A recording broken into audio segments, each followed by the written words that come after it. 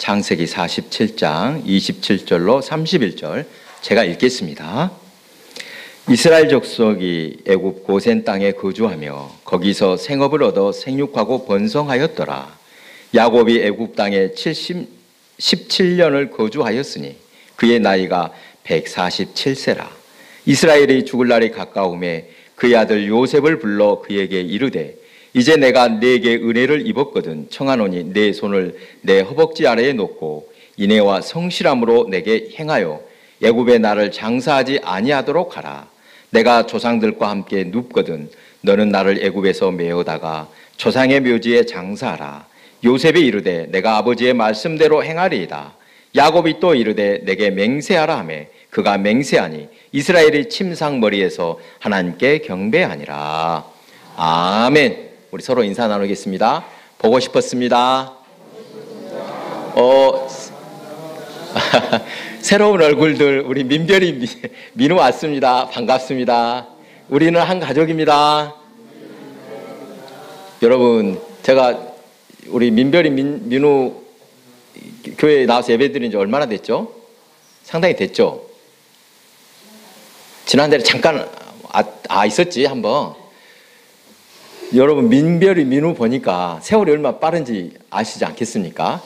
이만한 얘기였는데 막 뛰어다니는 애들이 저렇게 의젓해져 가지고 민우가 벌써 민우 중학생입니까? 민우가 몇 살이었는데 그때 세상에 벌써 중학생 의젓하게 딱 앉아있는 모습 보니까 정말 세월이 빠르다 느껴집니다. 여러분 신년 예배 드린 것이 엊그제 같습니다. 안 그렇습니까? 저만 그렇게 느낍니까? 벌써 4월 둘째 주일입니다. 참으로 세월이 빠르다, 덧없는 인생이다 이렇게 말할 수밖에 없습니다. 그런데 여러분 이런 인생임을 망각하고 천년 만년 살 것처럼 악다구니로 살아가는 세상 사람들을 봅니다. 너무도 허망한 인생 아닙니까? 제 아무리 잘 먹고 잘 살아봤자 일장춘몽 꿈을 깨면 돌아갈 것이 없이 끝나는 인생들입니다. 그러나 예수 믿는 성도들은 세상 사람들과 똑같이 섞여 살지만 마지막 때 돌아올 것이 있음을 믿으시기 바랍니다. 우리는 돌아올 것이 분명히 있습니다.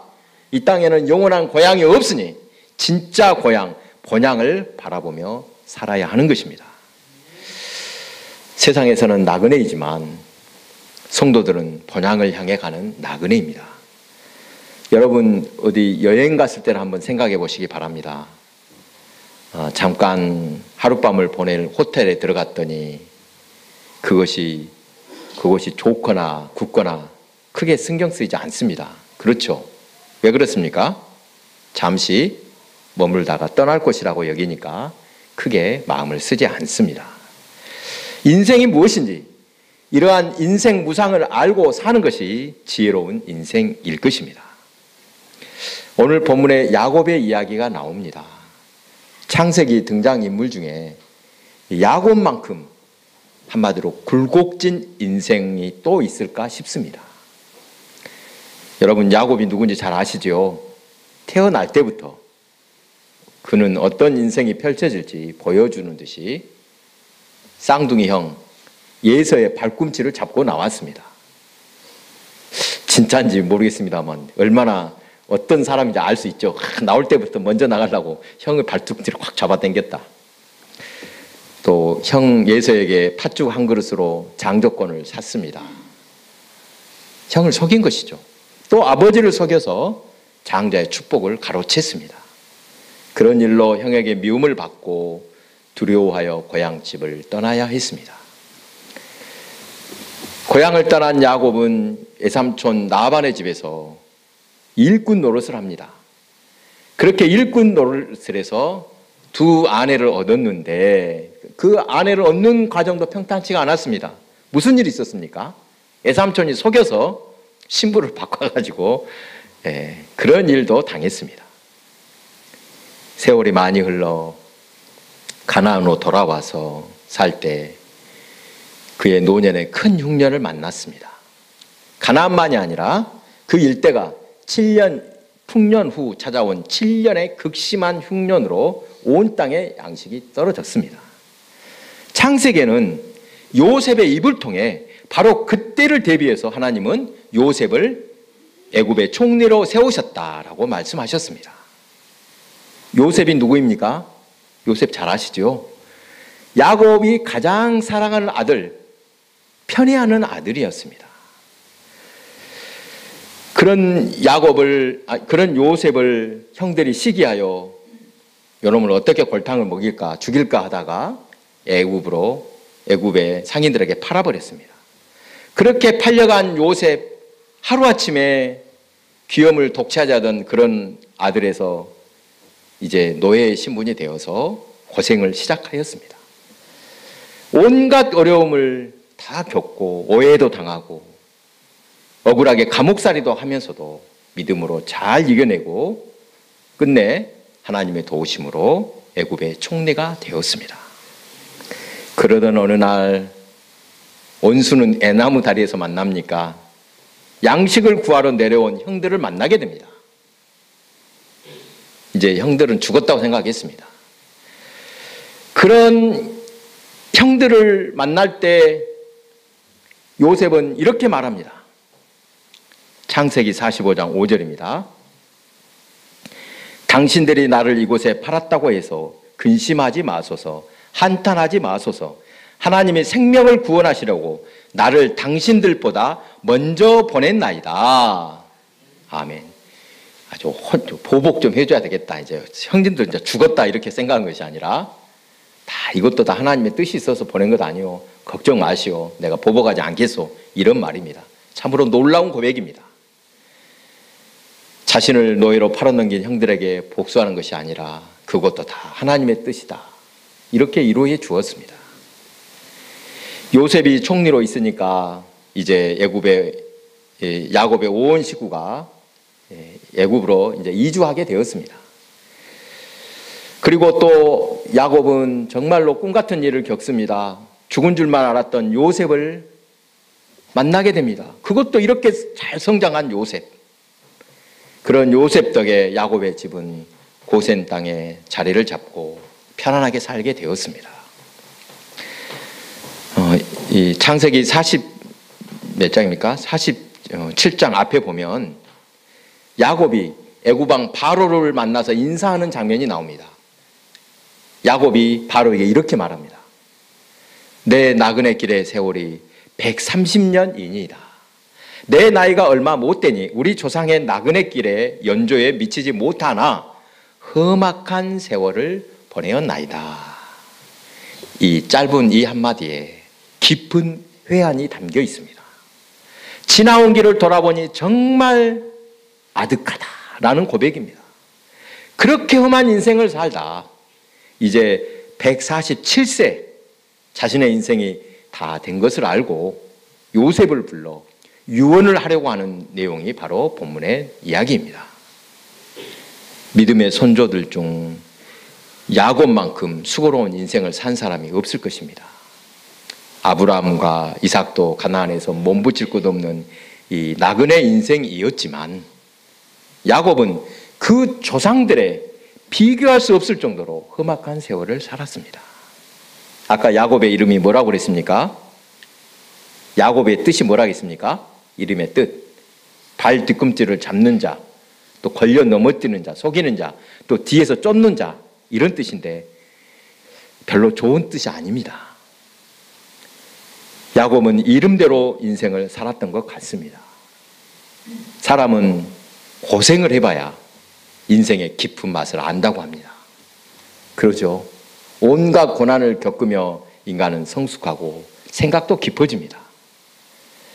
고생을 많이 한 사람들, 남을 이해하는 폭도 넓습니다. 물론 개 중에는 그렇지 않은 사람도 있죠. 아주 그냥 가난하게 살았던 사람들, 인색한 사람도 있습니다만 그래도 어려움을 겪어본 사람들은 남을 이해하는 폭도 넓고 작은 것에서 감사할 줄 아는 것 같습니다. 그렇다면 여러분, 야곱은 왜 그렇게 힘든 인생을 살았습니까? 이유가 뭐였습니까? 무엇이 그의 삶을 그런 거친 들판으로 이끌었습니까? 이거 중요합니다. 만약 인간적인 욕심을 쫓아서 숨가쁘게 살았다, 정신없이 살았다 그러면 그 사람은 비난받아야 마땅합니다. 여러분, 세상 사람들도 보십시오. 종종 나는 정말 험악한 인생 살았다 말하는 사람들이 있습니다. 그런데 그들의 인생을 가만히 들여다보십시오. 그렇게 힘들게 산 것은 영적인 복을 받으려고 그러는 것이 아니었습니다. 세상에서 성공하려는 인간적인 욕심을 채우려고 다들 힘든 삶을 살았다는 것입니다. 그러나 야곱은 영적인 복, 하나님의 축복을 사모했습니다. 형과 아버지를 속이면서까지 장자의 축복, 그 복이 어떤 복입니까? 조상 대대로 이어져 오는 하나님의 축복을 사모했습니다. 그리고 결국 받아냈습니다. 무슨 수를 써서라도 복을 받아야겠다, 이런 결단 때문에 사실은 야곱의 인생이 고생길로 접어들었다는 것입니다. 이러한 야곱의 인생을 생각하다가 문득 떠오르는 것이 있었습니다. 여러분 잘 들어보십시오. 인생에 두 가지 길이 있다면 어떤 길을 선택하시겠습니까? 하나는 순탄하게 고생하지 않는 인생이라서 또 특별한 일도 없는 평범한 인생, 이것이 있고, 또 다른 길, 굴곡도 있고 고생도 많이 했습니다만 나중에는 보람된 일이 많이 겪었습니다. 이런 인생이 있습니다. 여러분은 어떤 쪽을 선택하시겠습니까? 성격마다 다르겠죠. 조용한 사람들은 나 그냥 아무 탈 없이 살란다. 아니요. 그래도 인생을 뭔가 보람되게 살아야 돼. 고생도 해봐야 돼. 라고 하는 사람들이 분명히 있겠죠. 둘 다 상관없을 것입니다. 무엇이 중요합니까? 하나님께서 이끄시는 길이라면 수고하고 힘들더라도 문제가 안 된다는 것입니다. 아멘. 하나님이 함께 하시면 어디라도 좋다. 여러분, 이런 믿음을 가지시기 바랍니다. 자, 그렇다면 야곱이 사모한 축복, 다시 한번 무엇인지 정확히 보시기 바랍니다. 야곱이 사모했던 축복이 무엇입니까? 하나님께서 아브라함에게 주셨던 약속은 이삭에게 이어졌고 또 그 이삭을 거쳐서 야곱에게까지 계속 이어졌습니다. 하나님이 최초에 아브라함에게 주신 축복이 무엇이었습니까? 여러분 정확히 아셔야 됩니다. 가나안 땅을 너에게 주어 네 후손들이 크게 번성하게 하시겠다. 이 약속입니다. 무엇을 주시겠다고요? 가나안 땅을 주시겠다. 야곱은 바로 이 축복을 바라보면서 살았습니다. 조상 아브라함과 이삭이 떠돌이로 살 때부터 하나님은 가나안 땅을 주시겠다고 했는데 그 약속은 무엇과도 바꿀 수 없는 축복이었습니다. 물론 아브라함에게 약속하셨고 이삭에게 약속하셨고 야곱에게 약속했던 이 가나안 땅을 얻게 되는 것, 몇 년 만에 얻게 됩니까? 최초에 아브라함이 약속을 받으신 후에 계산해 보니까 한 700년이나 후에 그 꿈이 완전히 이루어졌습니다. 야곱은 자기가 떠날 때가 된 것을 알고 요셉을 불러 유언합니다. 그런데 여러분 좀 이상하지 않습니까? 여러분 자녀들이 많이 있습니다. 대표로 해서 자녀를 한 명 골라서 유언을 한다고 하면 누구를 고르면 좋겠습니까? 몇째한테 하면 좋아요? 대체로 큰아들한테 해야죠. 장남아, 야 장남아 이리 와라. 내가 유언을 해야겠다. 너 이야기 잘 듣고 형제들에게 전해주어라. 이렇게 하는 거 아닙니까? 그래야 맞죠. 그런데 지금 요셉이 몇 번째 아들입니까? 여러분 요셉 12번째 중에 11번째 아들입니다. 좀 이상합니다. 해필이면 왜 11번째나 되는 아들을 불러다가 유언을 할까? 이것은 애굽으로 이사한 후에 실제적인 장남은 누구다? 이제부터는 요셉이라는 것입니다. 그렇죠. 자, 12지파 이름 한번 떠올려 보십시오. 첫째 아들이 누굽니까? 루벤, 시몬, 레위, 유다, 이사갈, 스불론, 닷, 납달리, 갓, 아셀, 요셉, 베냐민입니다. 여러분 분명히 12지파의 12아들의 이름에는 요셉이 있습니까? 없습니까? 방금 있었지요. 그렇다면 12지파의 이름 있습니까? 없습니까? 요셉 이름 봤습니까? 요셉 지파 있습니까? 없습니까? 없습니다. 그 대신에 모르는 이름이 두 사람이 올라가 있습니다. 누구입니까? 에브라임과 므낫세. 이들이 누구입니까? 요셉이 애굽에서 얻은 두 아들입니다. 아하! 이것을 보니까 요셉을 장자로 인정해주고 있구나라는 것을 분명히 알 수 있습니다. 여러분, 이스라엘의 그 유산 물려줄 때 장자는 몇 목을 준다고요? 두 몫을 주죠. 두 몫을. 아무리 형제가 많아도 큰아들한테는 두 몫을 줘야 됩니다. 이것을 보니까 요셉 대신에 그의 아들, 두 아들이 요셉 12지파에, 야곱이 12지파에 올라갔다. 이 말은 요셉에게는 두 몫의 유산을 주었다. 즉 야곱이 장자로 인정해준 아들은 애굽에 건너와서는 요셉이었구나라는 것을 분명히 알 수 있습니다.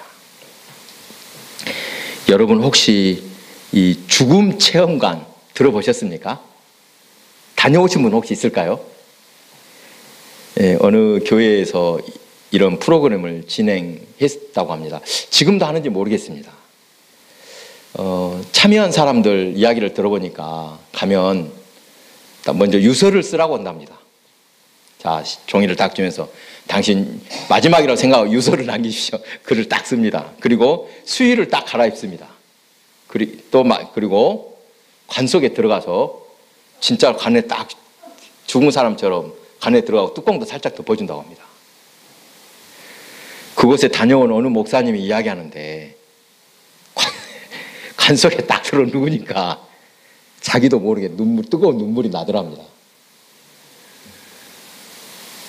그 목사님이 하는 말, 아하, 사람은 죽음을 준비해서 사는 것이 지혜로운 삶 아니겠습니까? 라고 말을 했습니다. 그러면서 저희한테도 부탁을 했습니다. 말했습니다. 젊어서라도 유서 남기십시오. 그럽니다. 꼭 나이 먹어서만이 아니라 여러분 이 자리에 계신 분들 중에 자녀나 가족에게 미리 유언을 남기신 분 있습니까? 내 유언이다. 너희들 잘 들어라 이놈들아. 남겨주셔본 적 있습니까? 여러분 죽기 직전에 할 것이 아니라 평소에 준비해 두는 것이 좋을 것입니다. 인생 말년이 된다 그러면 사실 어떤 일이 일어날지 모르는 것이 인생입니다. 그래서 기회가 있을 때 또 눈이 어둡지 않은 분들은 글로 한번 써두시거나 가족이 한자리에 모인 날에 꼭 말씀으로라도 남겨두시면 좋겠습니다. 한번 해보시기 바랍니다.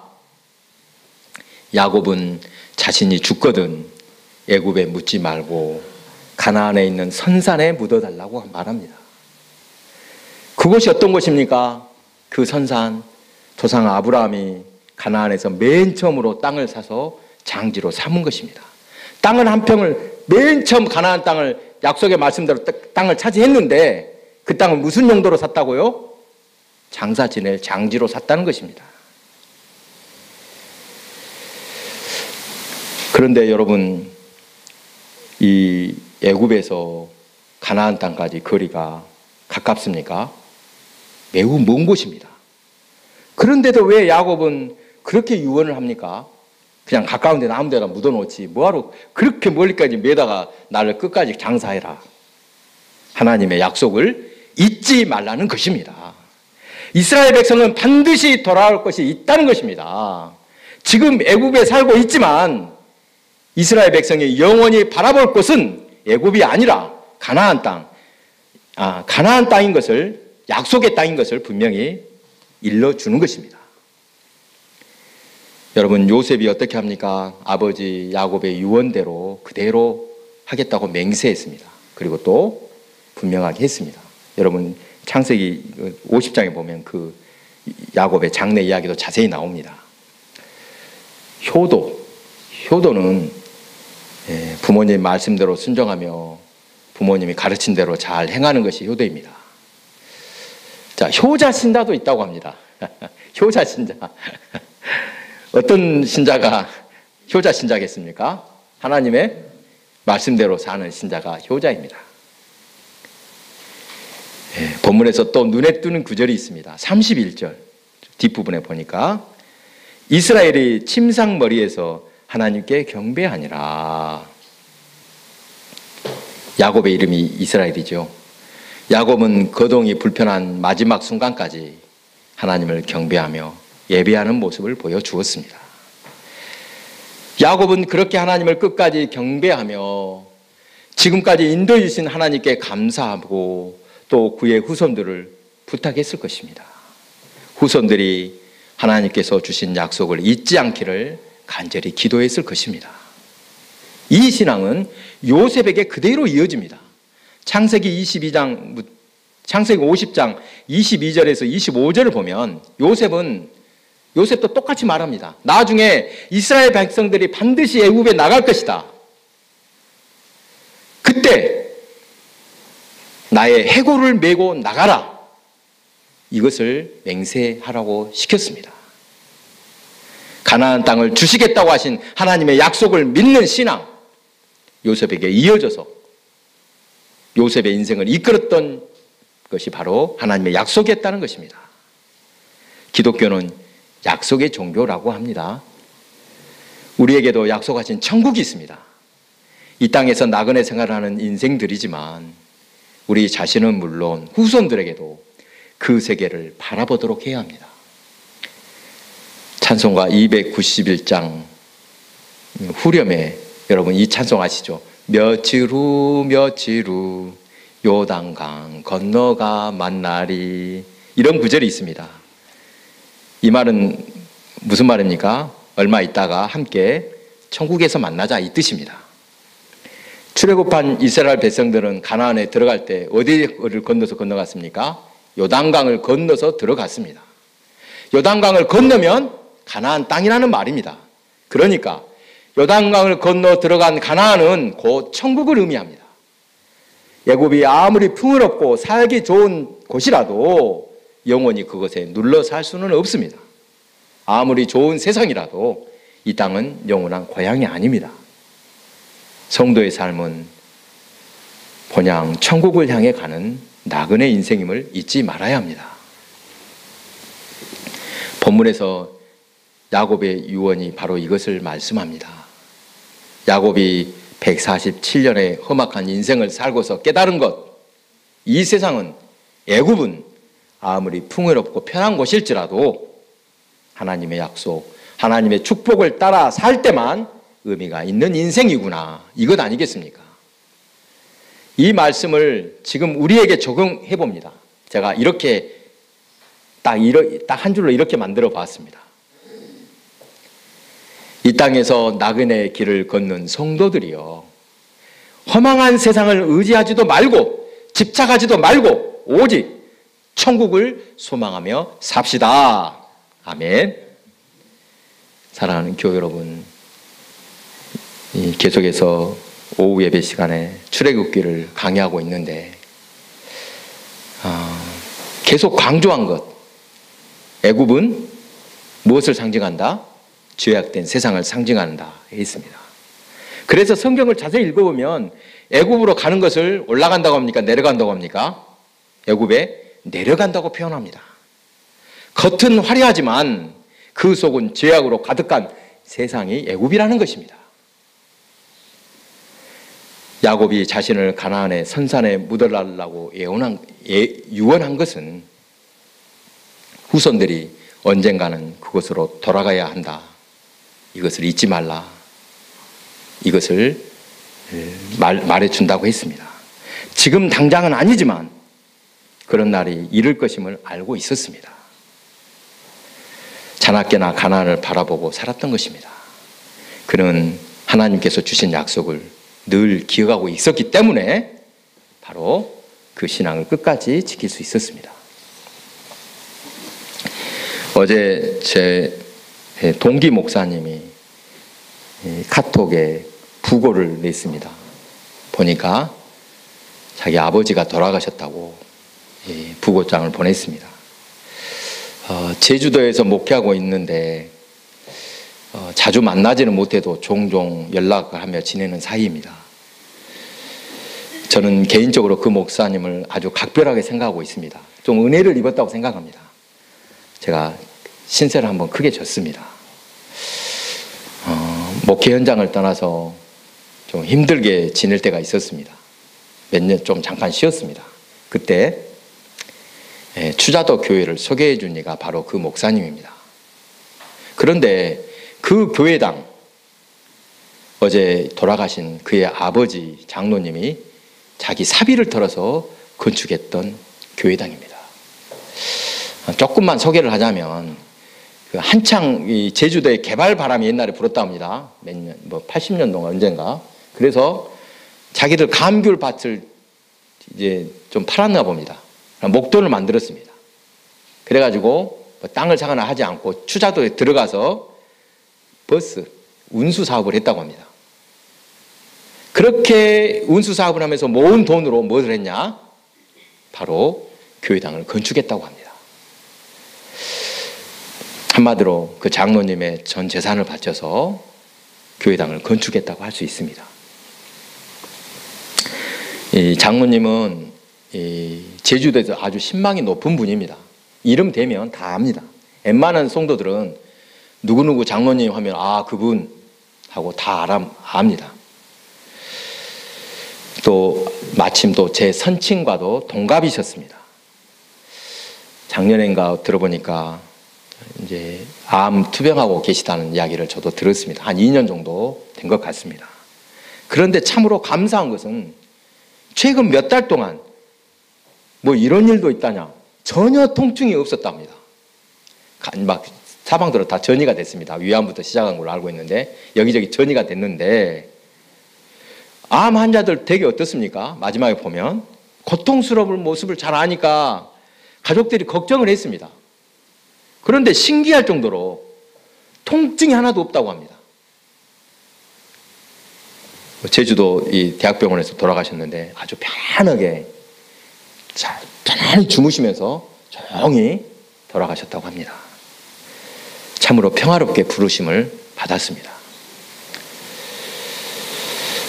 톨스토이는 이렇게 말했습니다. 사람들이 겨울이 오기 전에 월동 준비는 하면서, 겨울이 올라오면 월동 준비하죠. 왜 죽을 준비를 하지 않는지 모르겠다라고 안타까워했습니다. 언젠가는 우리에게도 그날이 예정되어 있습니다. 있을 것이 아니라 예정되어 있습니다. 자주 말씀드렸듯 잘 죽기 위해서 잘 살아야 합니다. 어쩌면 우리는 잘 죽기 위해서 잘 사는지도 모르겠습니다. 한 사람이 평소에 어떻게 살았는지 마지막 모습 속에서 그 사람의 삶을 엿볼 수 있다고 합니다. 믿음의 사람들 장례식 가보십시오. 슬프기만 합니까? 오히려 슬픔보다 은혜로 가슴이 뭉클해질 때가 더 많습니다. 은혜 받을 때가 더 많습니다. 사랑하는 교회 여러분, 오늘 당장 유언을 생각해 보시기 바랍니다. 그 유언 속에는 여러분이 평소에 관심을 어디에 두었는지, 여러분의 인생은 무엇을 쫓았는지 잘 나타날 것입니다. 야곱처럼 영원한 것, 하나님께서 약속하신 것을 기억하시며 후손들이 반드시 이것만을 이루어 주어라, 이러한 유언을 남기시는 저와 여러분이 되시기 바랍니다.